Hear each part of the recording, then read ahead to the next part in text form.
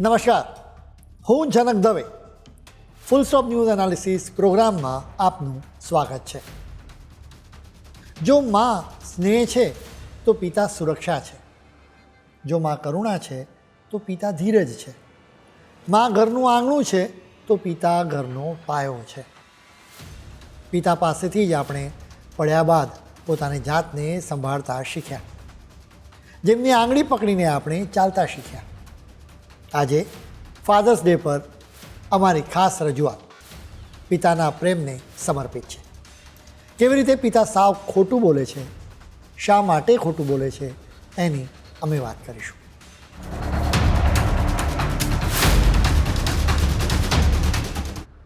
कभी अभिमान तो कभी स्वाभिमान है पिता, कभी धरती तो कभी आसमान है पिता. जन्म दिया है अगर माँ ने, जानेगा जिससे जग वो पहचान है पिता. कभी कंधे पे बिठाकर मेला दिखाता है पिता, कभी बन के घोड़ा घुमाता है पिता. माँ अगर पैरों पे चलना सिखाती है तो पैरों पे खड़ा होना सिखाता है पापा. ફાધર્સ ડેની તમને બધાને શુભેચ્છા. આજે અમે તમને પિતાના સૌથી મોટા જૂઠાણાઓની વાત કરીશું. દરેક વ્યક્તિના જીવનમાં માની મમતા જેટલી જરૂરત હોય છે એટલી જ જરૂરિયાત પિતાના સાથની પણ હોય છે. આખી દુનિયા મધર્સ ડેની શાનદાર ઉજવણી કરે છે, ખાસ કાર્યક્રમો યોજાય છે. આવી જ ઉજવણી થવી જ જોઈએ, કેમ કે માએ માં, બીજા બધા વગડાના વા. જોકે ફાધર્સ ડે એટલે કે પિતાને સમર્પિત દિવસની મધર્સ ડે જેટલી ઉજવણી થતી નથી. ધીરે ધીરે જાગૃતિ આવી રહી છે. જોકે આજે પણ મોટા ભાગના લોકોને ફાધર્સ ડે ક્યારે આવીને જતો રહે છે એનો પણ ખ્યાલ આવી જતો નથી. એના લીધે એમ માનું ભૂલ ભરેલું હશે કે તેમના જીવનમાં તેમના પિતાનું કોઈ મહત્ત્વ નથી. અલબત્ત કેટલાક લોકો પોતાના પિતાને માત્ર એટીએમ સમજે છે. આમ તો આપણી સંસ્કૃતિ માતૃદેવો ભવ પિતૃદેવો ભવમાં માને છે, એટલે કે દરેક દિવસ માતા પિતાને સમર્પિત છે.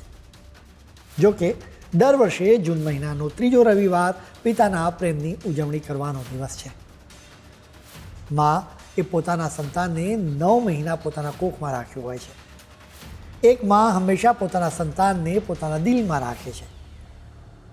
એ જ રીતે એક પિતા હંમેશા પોતાના સંતાનને મસ્તિષ્કમાં રાખે છે, એટલે કે હંમેશા સંતાનના ઉજ્જવળ ભવિષ્યનો વિચાર કરે છે, તેના ફાઇનાન્શિયલ પ્લાનિંગનો વિચાર કરે છે. આજે અમે દુનિયાના દરેક પિતાને સલામ કરીએ છીએ. મોટાભાગના પરિવારોમાં પિતા અને બાળકોની વચ્ચે ક્યાંક અંતર હોય છે, જેની પાછળનું ખરું કારણ ભાગ્યે જ જાણી શકાય છે. સુખ હોય કે દુઃખ, આપણે બધી જ બાબત પોતાની મમ્મીને કહીએ છીએ. આપણા સમાજમાં હંમેશાથી પિતાની ઇમેજ એક સ્ટ્રિક્ટ પેરેન્ટ તરીકે તૈયાર કરવામાં આવી છે.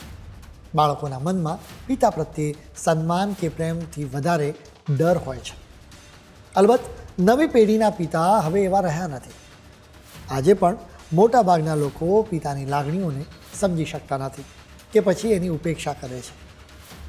લાગણીઓ સિવાય પિતા દ્વારા આપવામાં આવતા બલિદાનની પણ ઉપેક્ષા કરવામાં આવે છે. અમે તમને પિતાના એવા જ કેટલાક બલિદાનની વાત કરીશું. ભાગ્યે જ કોઈ પિતાએ પોતાના કામના તણાવ વિશે પોતાના પરિવારજનોને વાત કરી હશે.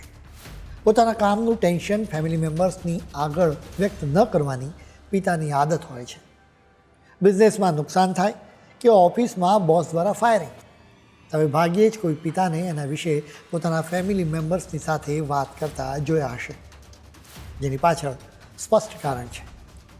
પિતા નથી ઈચ્છતા કે તેમના સ્ટ્રેસ કે સમસ્યાના કારણે તેમના ફેમિલી મેમ્બર્સ દુઃખી થાય. પાપા, આ ડોલ અપાવો. પાપા, મને નવી બોટલ જોઈએ છે કે નવી બેગ જોઈએ છે. મારે તો આ નવો ફોન જોઈએ છે. બાળકો પોતાના પિતા આગળ આવી અનેક પ્રકારની ડિમાન્ડ કરતા રહે છે. સ્વાભાવિક રીતે તેમને વિચાર ન આવે કે આખરે આ ઈચ્છાઓને પૂરી કરવા માટે પિતા કેટલું બલિદાન આપે છે. ભલે પોતાનો શર્ટ જૂનો થઈ ગયો હોય, પરંતુ પિતા પોતાના સંતાનોને નવા કપડાં અપાવે છે. બાળકો મોડર્ન જમાનાની સાથે ચાલે એટલા માટે તેમને મોંઘો મોબાઈલ પણ અપાવે છે. જો કે પોતાના તૂટેલી ટચ સ્ક્રીનવાળા ફોન માટે કહે છે, મારા માટે તો આ જ બરાબર છે. મારે કોને ફોન બતાવવો છે? આ રીતે ખોટું બોલીને પરિવારના સભ્યોની ઈચ્છા પૂરી કરવી એક પિતા માટે સામાન્ય બાબત છે. એનું કારણ એ છે કે ઘરમાં આવક લિમિટેડ હોય છે, પરંતુ ખર્ચા અને માંગણીઓ અનલિમિટેડ હોય છે. આવામાં સામાન્ય રીતે એક પિતા જ સૌથી વધુ સમાધાન કરે છે. તેઓ નવી બાઇક કે કાર ખરીદે તો પણ એની પાછળ ફેમિલી મેમ્બર્સની સુવિધાની જ ઈચ્છા રહેલી હોય છે. આપણામાંથી ભાગ્યે જ કોઈએ પિતાને નવા કપડાં કે જૂતા માટે ખૂબ જ ડિમાન્ડ કરતા જોયા હશે. દરેક પિતા પોતાના ફેમિલી મેમ્બર્સને અમુક ખોટી વાતો જરૂર કહે છે. જો કોઈનું જુઠ્ઠાણું પકડાઈ જાય તો મનમાં ગુસ્સો આવે છે, સંબંધો તોડી નાખવાની ઈચ્છા થઈ જાય છે.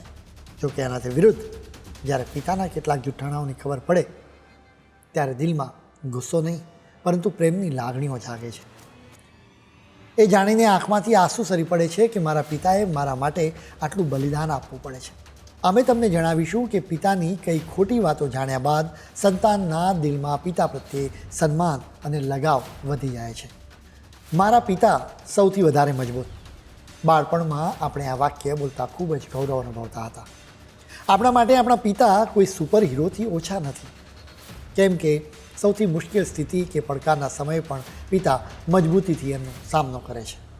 મુશ્કેલ સમયમાંથી પરિવારને બહાર લઈ આવે છે. પિતા પર મુશ્કેલીઓની અસર થતી જ નથી.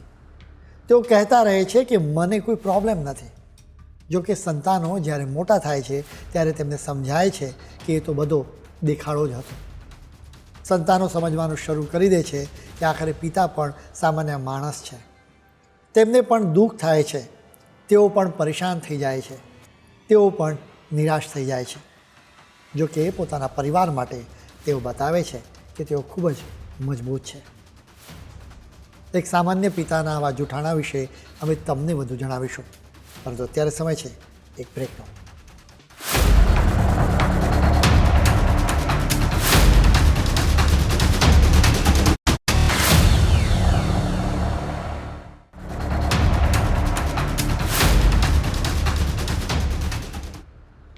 બ્રેક બાદ આપનું સ્વાગત છે. ફાધર્સ ડે પર અમે પિતાના જૂઠાણાઓને તમારી સામે રજૂ કરી રહ્યા છીએ. એક પિતાની સૌથી મોટી ધમકી અને ખોટી વાત અમે જણાવીશું. તેઓ કહેતા હોય છે કે જો તું ફસાઈ જઈશ તો હું બચાવવા નહીં આવું. જો કે બાળક જ્યારે ખરેખર કોઈ મુશ્કેલીમાં મુકાય ત્યારે હંમેશા પિતા તેને બચાવવા માટે દોડી જાય છે. પછી ભલે સંતાન તેની મોટી ભૂલના કારણે મુશ્કેલીમાં ફસાયું હોય, તેઓ સંતાનને બચાવવા માટે પોતાના આત્મસન્માનની પણ પરવાહ કરતા નથી. જરૂર પડે ત્યારે સંતાન માટે માફી પણ માંગી લે છે. શું તમને પણ એવી ફરિયાદ રહે છે કે તમારા પપ્પા હંમેશા તમારી મમ્મીને જ સાથ આપે છે? જો કે એની પાછળ પણ મહત્ત્વનું કારણ રહેલું હોય છે. પપ્પા ભલે ક્યારેક મમ્મીની વાતથી સંમત ન હોય, પરંતુ તેઓ ક્યારેય બાળકોની આગળ મમ્મીને ખોટા પુરવાર થવા દેતા નથી. ભલે એના માટે થોડુંક ખોટું બોલવું પડે. જો કે બાદમાં તેઓ પત્નીની સાથે વાત કરીને મધ્યમ માર્ગ કાઢવાની કોશિશ કરે છે. આ રીતે તેઓ પોતાની જવાબદારી નિભાવે છે, સાથે જ પત્નીનું સન્માન પણ જાળવે છે. બાળકો ક્યારેક ખૂબ જ ડિમાન્ડ કરતા હોય છે. જો કે તેમને એના માટે ચોખ્ખી ના પાડવામાં આવે તો તેમને દુઃખ થાય. બીજી તરફ જો બધી માંગણીઓ પૂરી કરવા લાગે તો તેઓ વધારે જિદ્દી થઈ જાય, જેના કારણે તેમનો સ્વભાવ પણ ખરાબ થઈ શકે છે. એટલે જ આવા સમયે પિતા સંતાનોને સાચવવા માટે મધ્યમ માર્ગ અપનાવે છે. જ્યારે બાળક કોઈ ડિમાન્ડ કરે તો તેઓ કહે છે કે આજે નહીં પણ કાલે અપાવીશ. જો માંગણી ખરેખર જેન્યુન હશે તો બાળકોને એ યાદ રહેશે. તે સતત માંગણી કરશે અને આખરે પિતાએ અપાવશે. અત્યારની જનરેશનની ખાસ કરીને મહિલાઓની ફરિયાદ રહેતી હોય છે કે પુરુષો એક્સપ્રેસિવ નથી હોતા. તેઓ ખુલીને પોતાની વાત નથી કહેતા, જેનું સૌથી પહેલું ઉદાહરણ તેમને પિતા સ્વરૂપે મળે છે. બહુ થોડા પિતા રડતા હોય છે કે પછી દિલ ખોલીને પ્રેમ વ્યક્ત કરતા હોય છે. જો કે આપણે કદાચ એ સમજવાની કોશિશ નથી કરી કે આખરે શા માટે આવી સ્થિતિ છે. વાસ્તવમાં સમાજે પુરુષોને ક્યારેય પોતાની લાગણીઓને વ્યક્ત કરતા શીખવ્યું જ નથી. આપણામાંથી મોટાભાગના લોકોના પિતાએ એ જનરેશનના છે કે જેમાં પુરુષોએ હંમેશા સ્ટ્રોંગ રહેવું જોઈએ એમ જ શીખવવામાં આવ્યું છે. તેઓ પોતાના મનમાં જ દુઃખ કે ગુસ્સો દબાવી દેતા હતા. પ્રેમ વ્યક્ત કરવા માટે તેઓ ઓફિસથી પાછા ફરતી વખતે બધાની ફેવરિટ આઈસ્ક્રીમ કે મીઠાઈ લાવતા હતા. આજે પણ આપણામાંથી મોટાભાગના લોકો આર્થિક મામલે કોઈ પણ નિર્ણય લેતા પહેલાં પોતાના પિતાનો ઓપિનિયન મેળવે છે. કોઈ દુઃખ કે પીડાની સ્થિતિમાં મોઢામાંથી ઓ માં શબ્દો નીકળી જાય છે. એ જ રીતે ફાઇનાન્શિયલ ક્રાઇસિસમાં આપણને પિતા જ યાદ આવે છે, જેનું કારણ એ છે કે આપણે બાળપણમાં રૂપિયાને સંબંધિત દરેક નિર્ણય પિતાને લેતા જોયા હોય છે. આર્થિક મુશ્કેલી હોય તો પણ પિતા એનો અનુભવ સંતાનોને કરાવતા નથી. આપણે માના હાથની રસોઈની પ્રશંસા કરીએ છીએ. સંતાનો બાળપણમાં ઘરનું કોઈ નાનું મોટું કામ કરે તો તેઓ અપેક્ષા રાખે છે કે તેમની પ્રશંસા થાય. જોકે આપણામાંથી કોઈએ ક્યારેય પિતાની પ્રશંસા કરી છે કે પછી તેમને કોઈ કામ માટે થેન્ક યુ કહ્યું છે?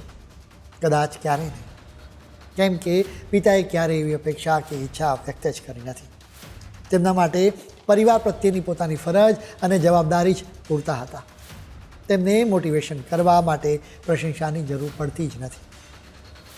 આવા પિતાના પ્રેમને સમર્પિત દિવસ એટલે કે ફાધર્સ ડેની દુનિયાભરમાં અલગ અલગ દિવસે ઉજવણી કરવામાં આવે છે. ભારત, અમેરિકા, કેનેડા અને બ્રિટન સહિત અનેક દેશોમાં જૂનના 3જા રવિવારે ફાધર્સ ડે સેલિબ્રેટ કરવામાં આવે છે. અમેરિકામાં 1909માં પહેલી વખત ફાધર્સ ડે મનાવવામાં આવ્યો હતો. જો કે ઓફિશિયલી શરૂઆત તો ખાસા સમય પછી થઈ હતી. ફાધર્સ ડે મનાવવાની તારીખને લઈને જાણકારોમાં મતભેદ છે. ઇતિહાસકારો અનુસાર પિતાને સમર્પિત આ દિવસની ઉજવણી કરવાની શરૂઆત સોનોરા સ્માર્ટ ડોડેએ કરી હતી. વાસ્તવમાં સોનોરા નાની હતી ત્યારે તેની માતાનું નિધન થયું હતું. તેના પિતા વિલિયમ સ્માર્ટે જ તેને માતા પિતા બંનેનો પ્રેમ આપ્યો હતો. પોતાના પિતાના પ્રેમ, ત્યાગ અને સમર્પણ જોઈને સોનોરાએ મધર્સ ડેની જેમ ફાધર્સ ડે મનાવવાનો વિચાર કર્યો હતો. જેના પછી 19 જૂન 1909ના દિવસે સોનોરાએ પહેલી વખત ફાધર્સ ડે ઉજવ્યો હતો.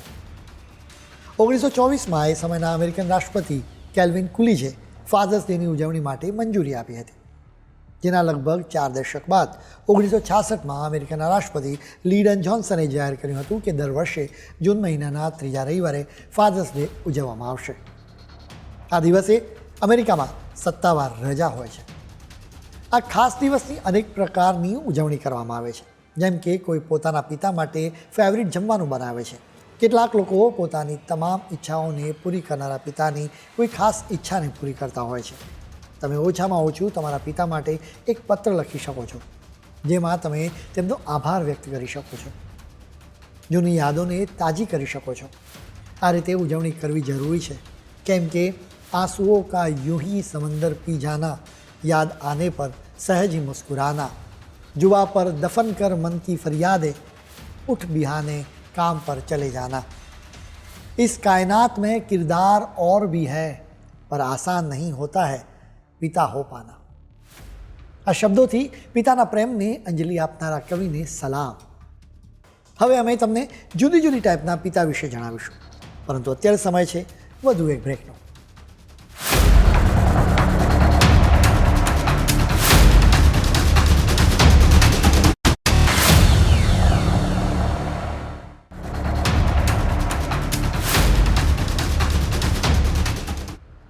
બ્રેક બાદ આપનું ફરી સ્વાગત છે.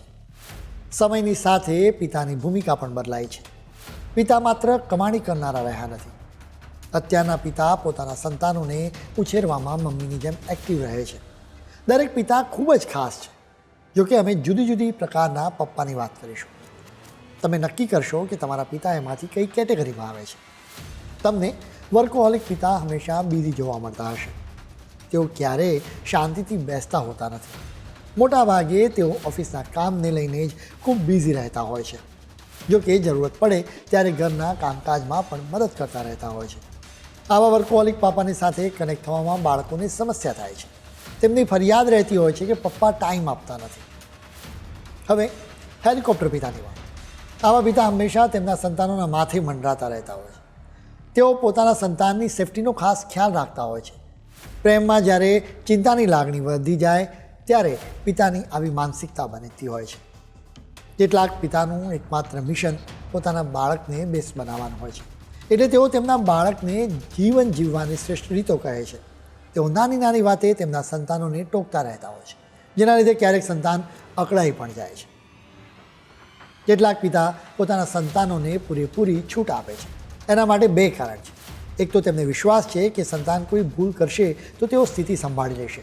બીજું કે તેમને તેમના સંતાન પર પૂરેપૂરો ભરોસો હોય છે. આવા પિતા તેમના સંતાનને દરેક નિર્ણયમાં સપોર્ટ આપે છે.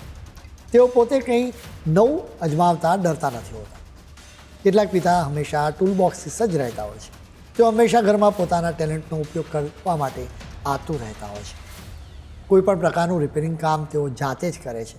ક્યારેક એના લીધે સમસ્યા ઉકેલાવાના બદલે વધી પણ જતી હોય છે. હંમેશાથી કહેવામાં આવે છે કે મર્દ કો કભી દર્દ નહીં હોતા. જો કે પુરુષોને પણ દુઃખ થતું હોય છે. કેટલાક પિતા તેમના સંતાનોની બાબતમાં ખૂબ જ ઇમોશનલ હોય છે. તેઓ તેમના સંતાનનું દુઃખ જોઈ અત્યંત દુઃખી થઈ જાય છે, જ્યારે સુખ જોઈને એકદમ ખુશ થઈ જાય છે. તમારા પિતા આમાંથી કોઈ પણ કેટેગરીમાં આવતા હોય કે પછી આના સિવાયની કોઈ કેટેગરીમાં આવતા હોય, પરંતુ તમારે તેમની પાસેથી શીખવું જોઈએ. ખાસ કરીને દુનિયામાં 1998 પછી જન્મેલા લોકોએ, એટલે કે જનરેશન ઝેડે તેમના પિતા પાસેથી શું શીખવું જોઈએ એ અમે તમને જણાવીશું. અત્યારની જનરેશન ઝેડના લોકો બચત કરતાં ખર્ચમાં વધારે મારે છે. તેઓ ક્રેડિટ કાર્ડનો ભરપૂર ઉપયોગ કરે છે. આ જનરેશને તેમના પિતા પાસેથી બચત અને રોકાણ કરતાં શીખવું જોઈએ. ખાસ કરીને નાની ઉંમરેથી બચત કરવામાં આવે તો એનાથી સંપત્તિનું સર્જન કરી શકાય છે. MBA કર્યા પછી પણ જનરેશન ઝેડના લોકો ક્યારેક પોતાના ફાઇનાન્શિયલ મેનેજમેન્ટમાં ફેલ થતા હોય છે. એટલે જ તેમણે પોતાના પિતા પાસેથી બજેટ તૈયાર કરતાં શીખવું જોઈએ, જેથી રોજે રોજના ખર્ચનું એનાલિસિસ કરી શકાય. જેથી ખ્યાલ આવે કે બિનજરૂરી ખર્ચ પર કાપ કેવી રીતે મૂકી અને બચત વધારી શકાય. પિતાએ પણ તેમના બાળકોની સાથે આર્થિક મામલે ચર્ચા કરવી જોઈએ. ઉતાવળીએ ખરીદી અને ક્રેડિટ કાર્ડના ઉપયોગથી ચેતવવા જોઈએ.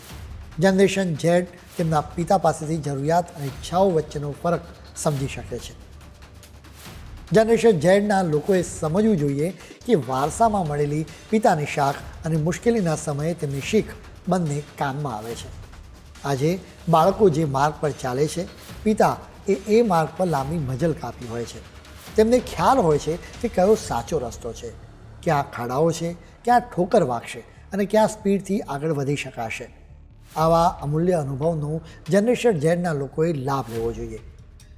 કેમ કે આખરે પિતા પાસેથી મળેલી શીખ જ ઠોકરથી બચાવશે અને સાથે જ જિંદગીમાં સ્પીડથી આગળ વધવામાં મદદ કરશે.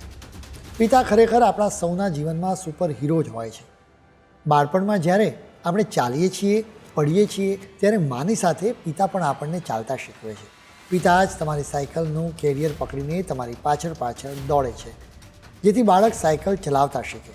આ રીતે પિતા દરેક રીતે સંતાનને સપોર્ટ આપે છે. એક પિતા પોતાની જવાબદારી નિભાવવાનું ક્યારેય બંધ કરતો નથી. સવાલ એ છે કે શું સંતાનો પિતા પ્રત્યેની જવાબદારી નિભાવે છે? આપણી પાસે ભગવાન શ્રી રામ અને શ્રવણ આદર્શ સંતાનના શ્રેષ્ઠ ઉદાહરણો છે. આજની તારીખે પણ તમે સમાજમાં આસપાસ નજર કરશો તો તમને અનેક આદર્શ સંતાન જોવા મળશે. તમે તેમની પાસેથી પણ પ્રેરણા મેળવી શકો છો. પિતાએ પોતાના ખભા પર સંતાનને બેસાડીને દુનિયા બતાવી હોય છે, પરંતુ અનેક કમનસીબ પિતાને પુત્રની કાંધ પણ નસીબ થતી નથી.